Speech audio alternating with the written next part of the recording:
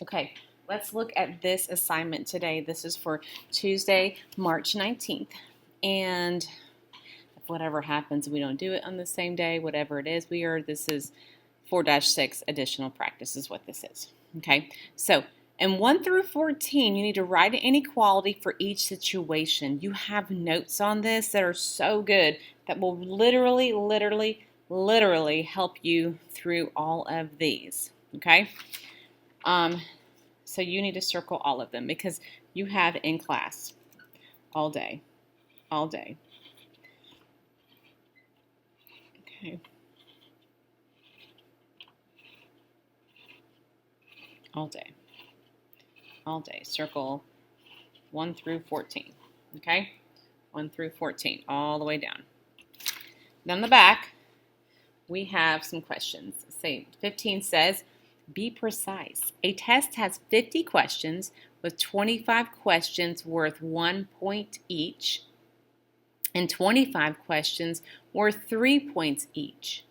Julia had no more than 20 points subtracted from the total possible points. Write an inequality that shows the possible points P that Julia earned. So I will say the first thing you need to do is figure out how many points this whole thing is. So 25 times 1 is 25. Plus 25 times 3 is 75 points. Okay? And it equals 100 points. So there's 100 points. Okay? And Julia had no more than 20 points subtracted. Okay? So no more than 20 points subtracted. Write an inequality that shows the possible points that Julia earned. Okay? Think about that. You are making gluten-free baked goods for a bake sale. One type of gluten-free flour costs $7 for a 3-pound bag. You can spend at most $28. Let N be the number of 3-pound bags of gluten-free flour you can buy. Okay?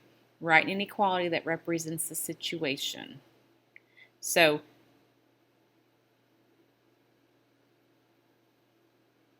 I get it. So write an inequality. These are hard ones. Think about it. In 4th grade, Richard read 37 books. In 5th grade, he read 9 more books than the year before. This year in 6th grade, Richard plans to read at least 12 more books than the total number of books read in both 4th and 5th grades. Richard wants the inequality B is greater than or equal to 180 to show the total number of books he will have read in 4th, 5th, and 6th grades. Is this inequality correct? Why or why not? So let's see. 4th grade, we'll do this together. He read 37 books. 5th, 9 more books than the year before. So 37 plus 9, and we get 46. Okay. 6th grade, and this year's in 6th grade, he plans to read 12 more than the total. So 6th grade has to be 37 plus 46 plus 12, which equals 30. So 58, 65, 6, 75, 85, 95. 95 books. Okay, so all of that. Wow. So he wants the inequality to be the B is greater than 180, greater than or equal to 180 to show the total number of books he will have read. So we got to add them all together. Okay, so 37, I'm going to get a calculator now. So 37 plus 46 plus 95 is 178. So he wants B to be greater than or equal to 180. Is this inequality correct? Well, B actually equals 178. So is that correct? Meaning, like we did in our notes, we got to apply it. 178 is greater than or equal to 180. Is that true? No, not true, because he only read 178 books.